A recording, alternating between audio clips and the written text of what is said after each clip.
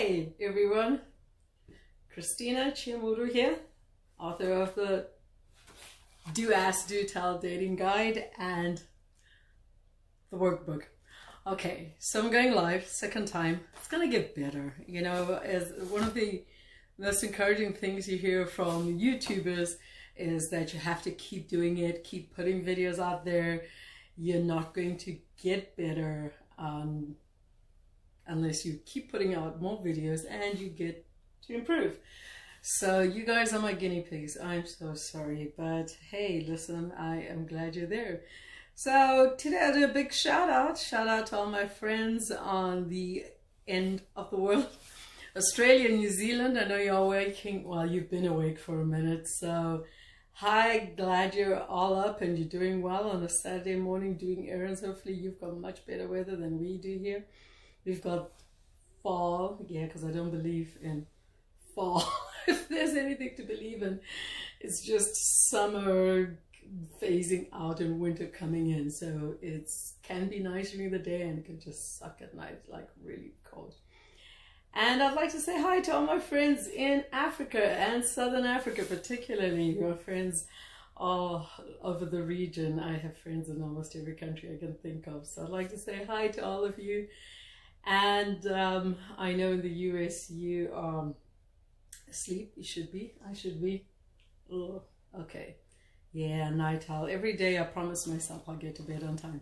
Okay, but I needed to get this video out. I know I've promised. We're going to go through the dating guide chapter by chapter. We're going to work through it together. And we will. I promise we will. And that's going to be our project for November. So you guys are going to keep me accountable for that. I have been preparing. But there's just so many other little things I want to get off my chest. And one of the things I did want to talk about, oh, my coffee's been reheated 100 times. Well, now it's too hot. Is quarantine dating. Well, it should be a misnomer. Is one really quarantine dating? Is that even a thing? Or is one trying to do some online dating during this quarantine season? Well, looking across the globe, I know it gets interesting because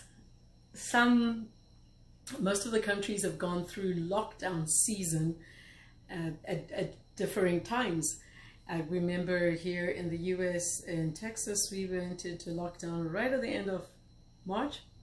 So the greater part of the US was in lockdown going into, what comes after March, April? Yeah, I should be in bed. Okay then. Well, one of the most interesting things that you got to observe at that point, you know, I really hate the angle and the focus of this. I'm going to just a little bit more. There we go.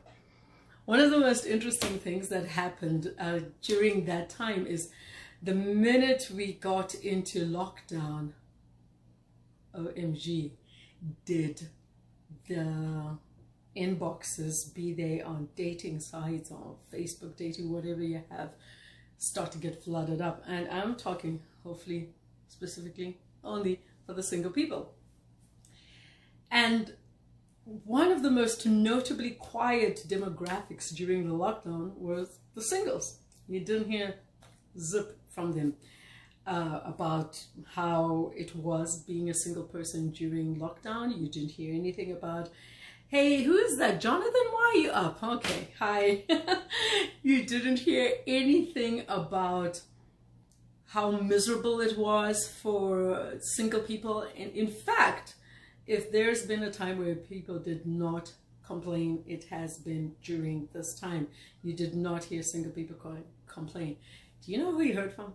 Married people. Oh, ad nauseum. Oh my gosh, you single people should be so happy you're not stuck with someone indoors this whole quarantine time. Oh my gosh, oh, I'm so tired of him. And then there was those who were like, oh my gosh, we're having such a great time. We're really dating again. Yeah, we were like, oh, you tired of you guys, whether you were bragging about having endless romantic sessions or you were complaining about having company all the time, because single people were not prepared for the isolation. Hey Joanne, how you doing, love? Single people were not prepared for the isolation that they found themselves in during lockdowns all over the world. They were not. And if you followed the lockdown rules very strictly, you found yourself basically like a prisoner doing time. You were in your home, you had minimum contact with people, actually probably no contact with anyone who was not even your neighbor. You hardly went out to the to buy anything. You had to have stocked up, and you started to contact people in your contact lists. And if it was people who you talked to frequently, you just complained about this lockdown. And if it was people you didn't talk to often, you probably didn't want to talk and complain to them. Or you did, and they're like, yeah, so what's up? Yeah, lockdown. Yes, what's up with you? Oh, no, same thing. And it would just die down. So single people are probably going to need a lot of counseling after this whole pandemic is over. But we went through one of the worst nightmares of being isolated, of having not adapted a lifestyle that could support being confined to your living quarters without anyone else. It was maddening. So of course, back to where I started.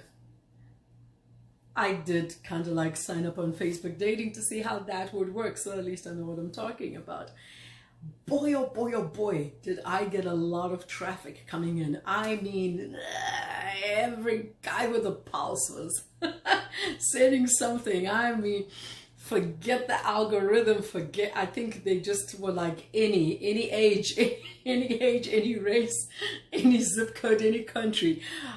And here's where it got really stupid, because you'd start chatting with someone and you'd read the profile. Some had no profile, nothing, no time to waste with you. You read the profile and you're like, okay, so how you doing? La-di-da, you chat a little. And there was nowhere to take it. Absolutely nowhere to take it, because you couldn't meet for coffee. You couldn't meet for lunch. You couldn't meet, period. You couldn't even suggest it. And it was awkward, because at the point of the conversation, at the point of the interaction, after a few days or so, when it was normal to suggest meeting, you couldn't suggest meeting.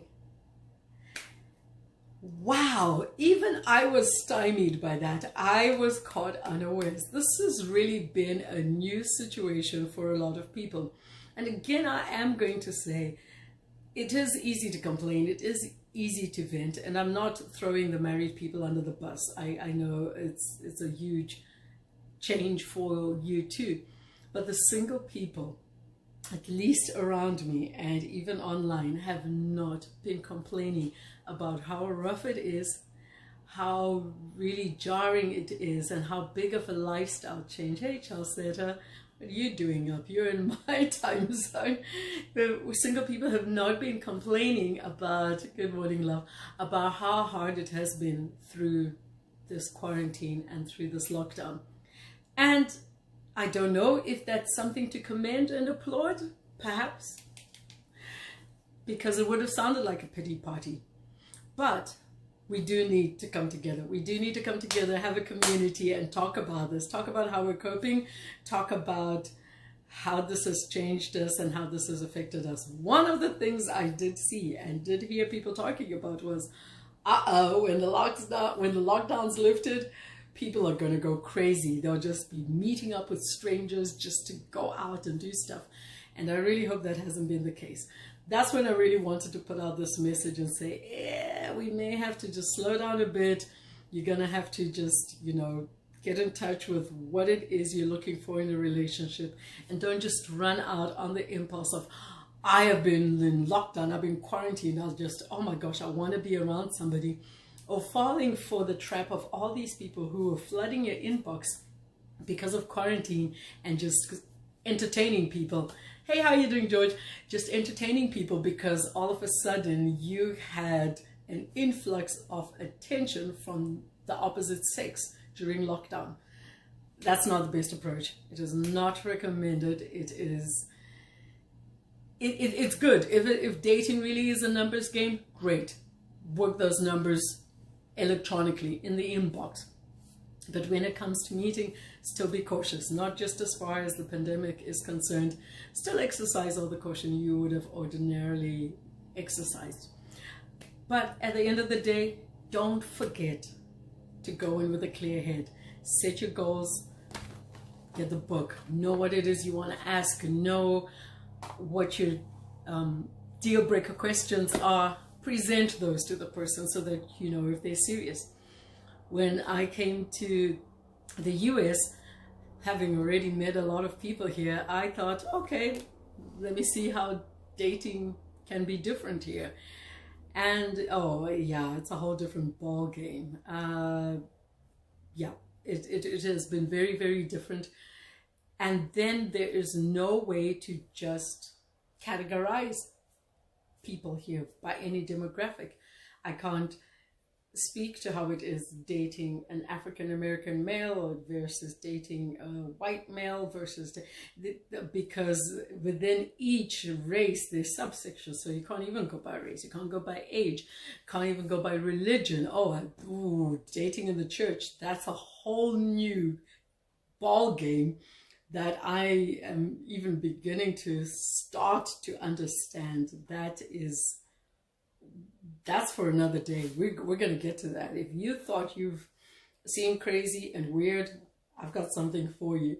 Okay, so that was different for me. It got so intimidating. I thought to myself, toss this out. You're starting all over again. You don't know anything about dating. It's a different country and everything looks completely different. And then I had to think for a minute, but wait.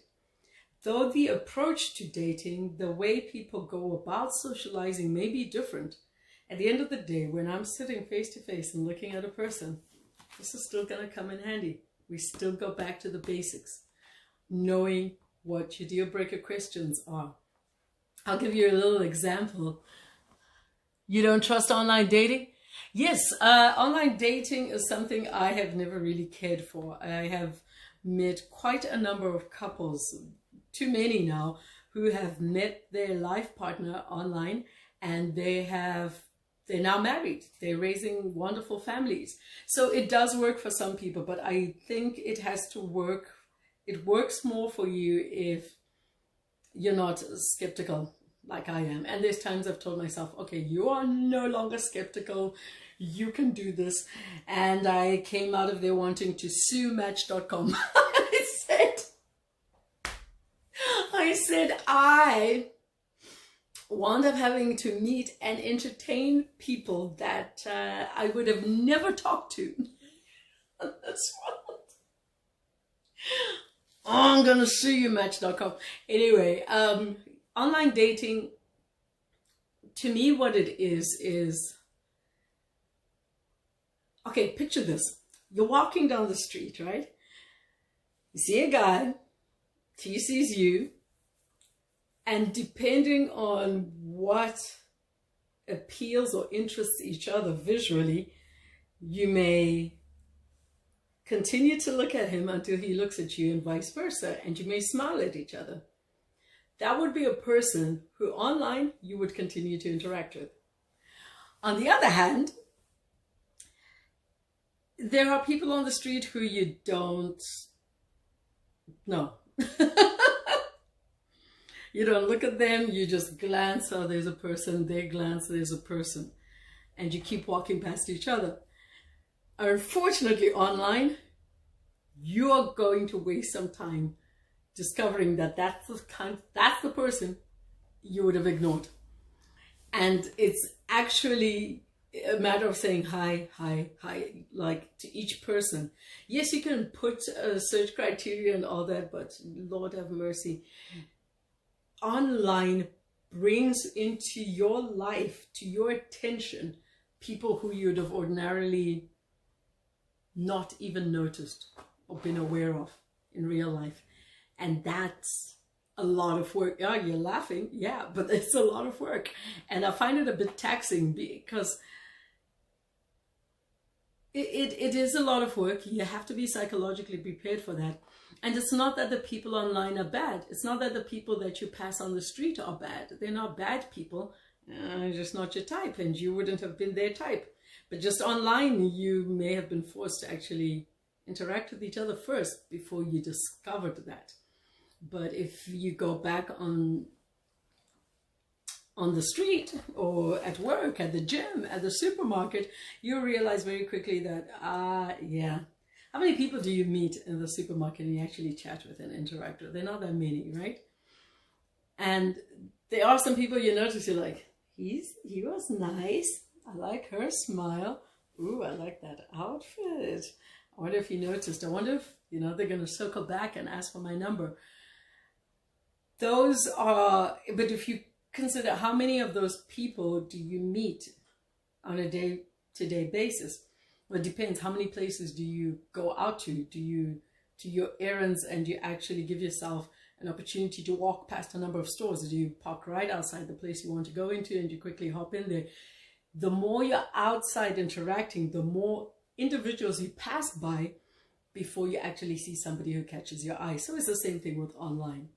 And all I'm just saying is, listen, lockdown is definitely pushing a lot more people into your inboxes. Practice safety. Don't get overwhelmed by it. I'm not saying you're not all that and a bag of chips. You are, and you should have been getting all that attention anyway because you're fantabulous.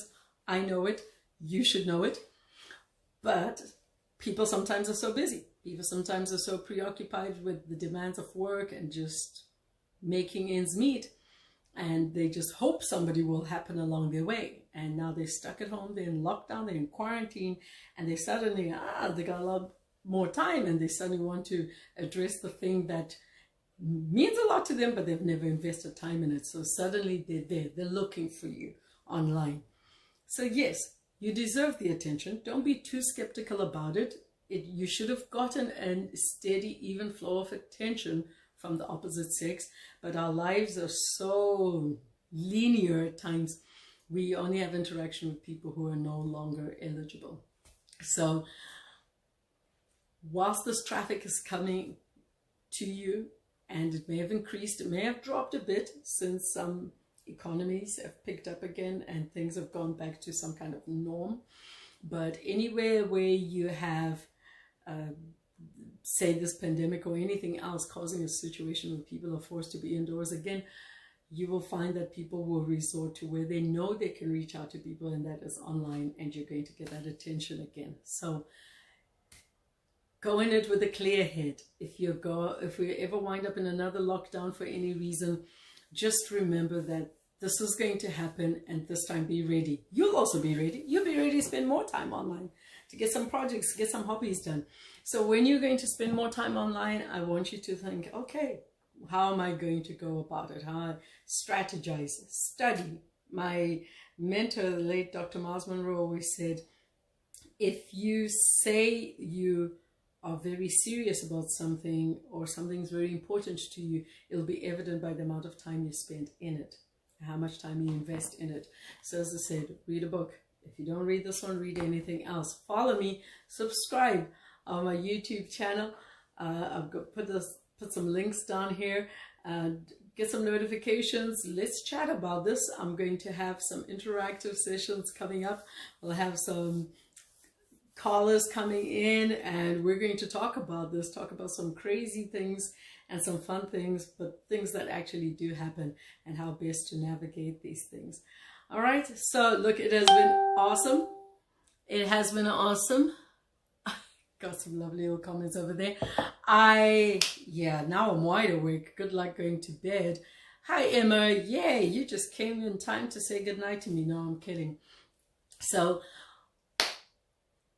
let's go back to dating with a clear head. And if you know anyone who is dating and they think, well, look, this is a sign from the heavens, whatever. I don't care how you want to process it in your logic.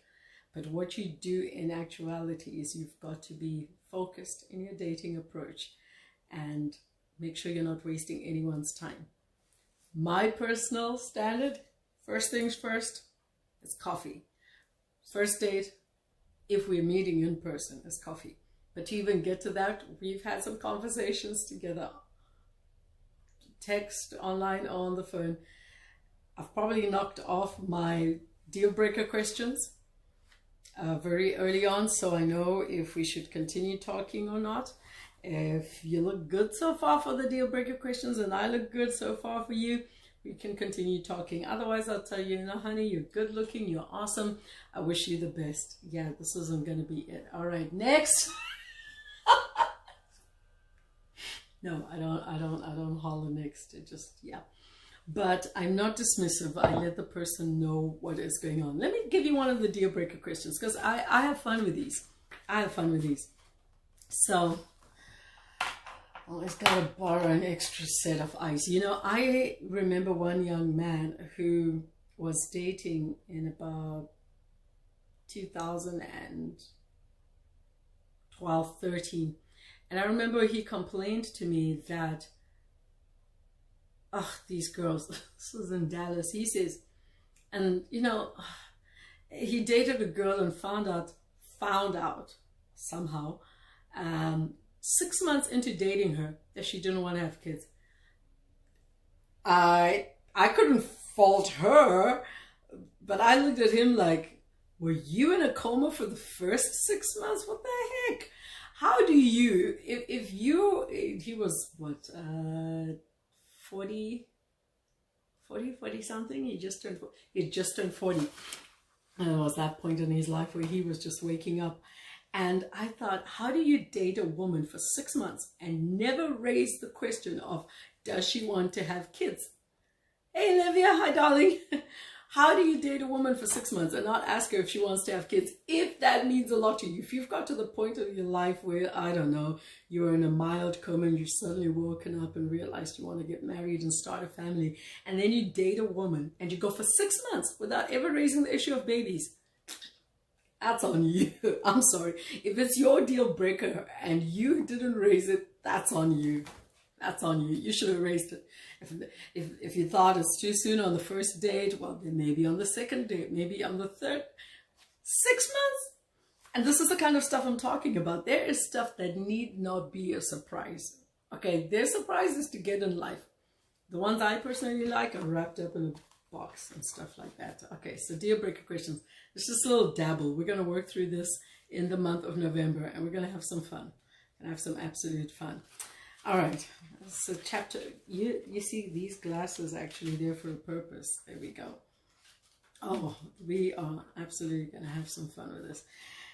Well, not icebreaker, deal breaker. There we go. Well, it's actually chapter 3 in this one. So I build up to it by saying, you've just started seeing or dating someone.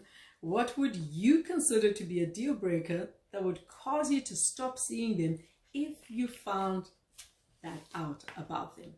Okay, so you just found out something. I miss you too, Livy. Hope you're doing well. Alrighty, now, oh boy, I did actually get into one of the craziest ones, but this could be something that for someone, depending on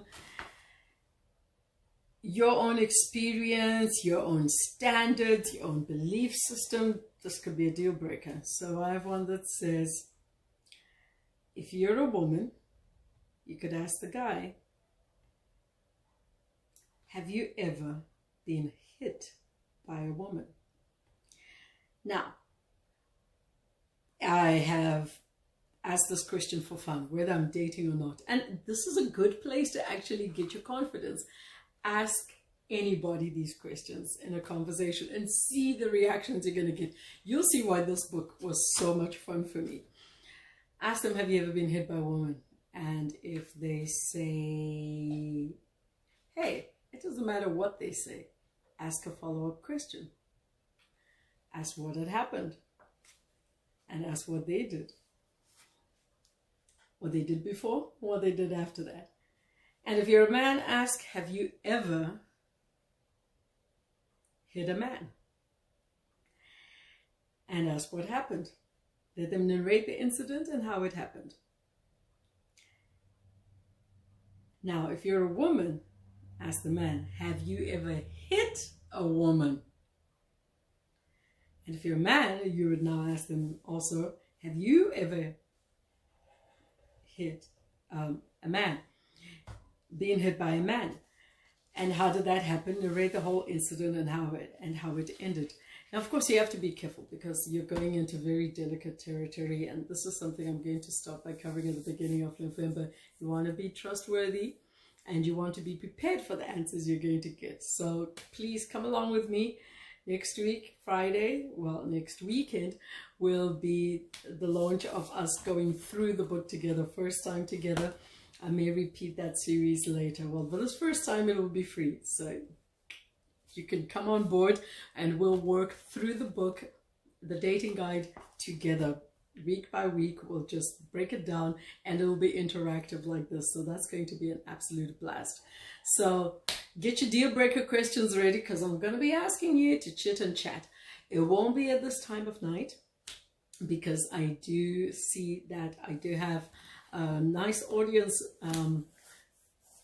from all over the world, and I do want to balance it. If I go live a little later in the afternoon, well, in the morning, it'll be afternoon on the other side of the world. So I want to give you a chance. All right. And we'll be on a weekend so that you're not trying to do this whilst you're on the job. Okay. All right, my lovelies. Thank you so much for your time. Those of you who should be in bed, me included. And feel free to throw some comments. I'm going to post this on my YouTube channel. Do ask, do tell. The Romantic Revolution. Do ask, do tell. The Romantic Revolution. So you want to look for it there. Please go ahead and subscribe and go like this video. Post any comments. Post stuff that you'd really like me to talk about, to focus on. Any questions you have, feedback. I will leave this video open for you to put your comments on YouTube. All right. It's been a great time. Christina with the Do Ask, Do Tell, a Dating Revolution.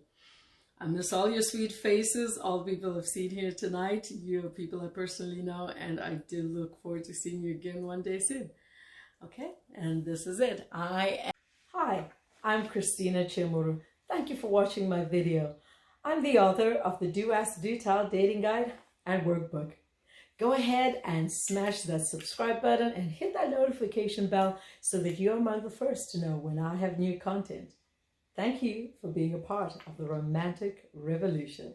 Bye-bye.